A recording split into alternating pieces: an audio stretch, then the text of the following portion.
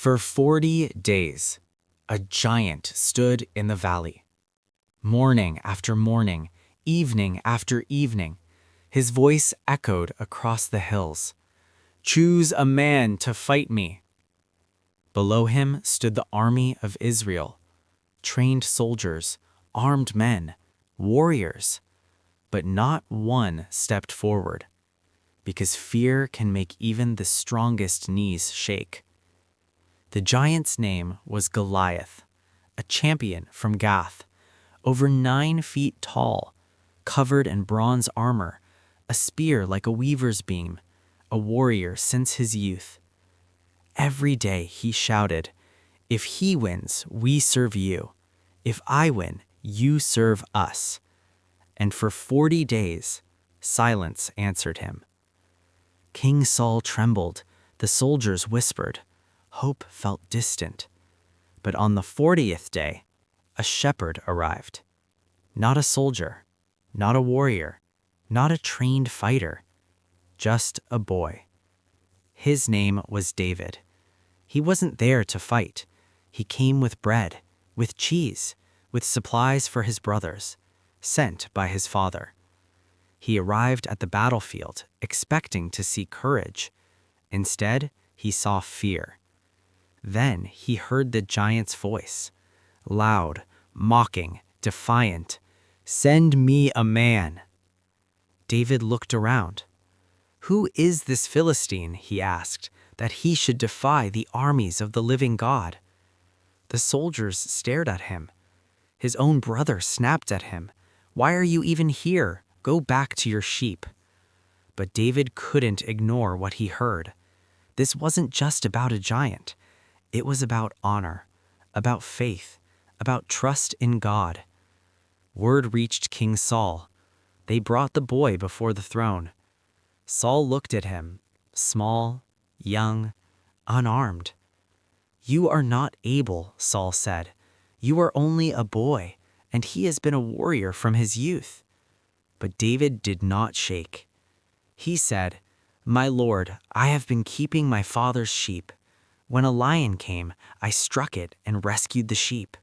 When a bear came, I struck it too.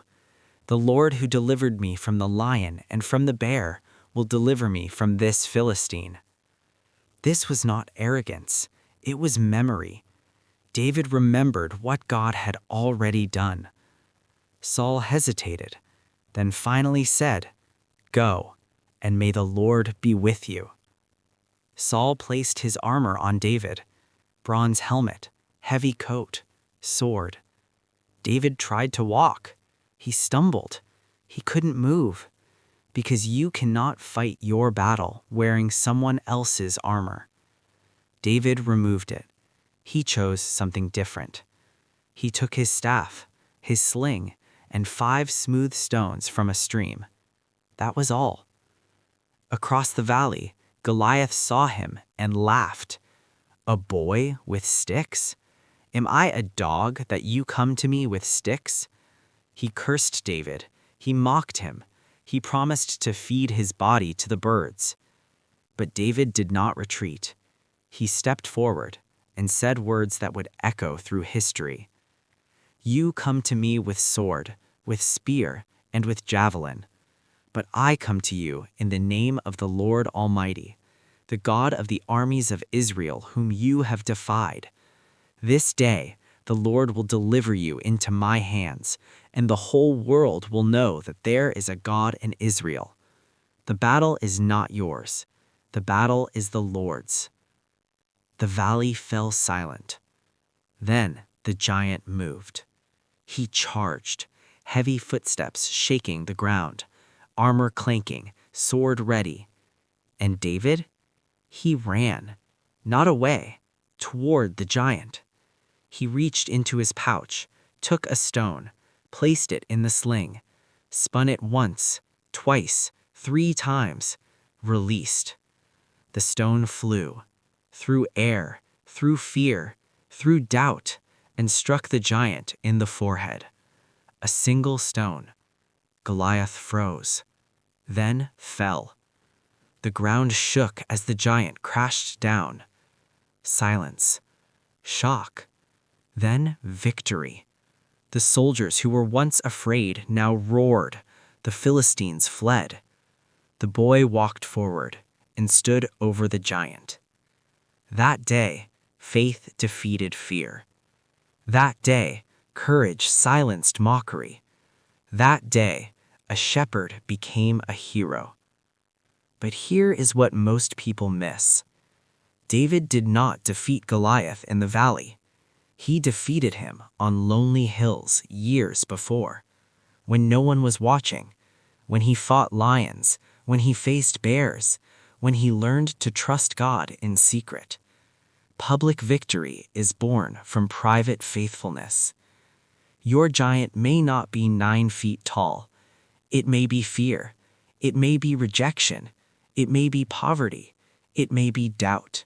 It may be failure. It may be the voice that says you are not enough. But giants still fall, not because of size, but because of faith. Not because of weapons, but because of who you trust. David was overlooked, ignored, mocked, but he believed one thing: God was bigger. Before he wore a crown, he carried bread. Before he ruled a kingdom, he guarded sheep. Before he became king, he faced a giant. And the boy everyone ignored became the man history remembers.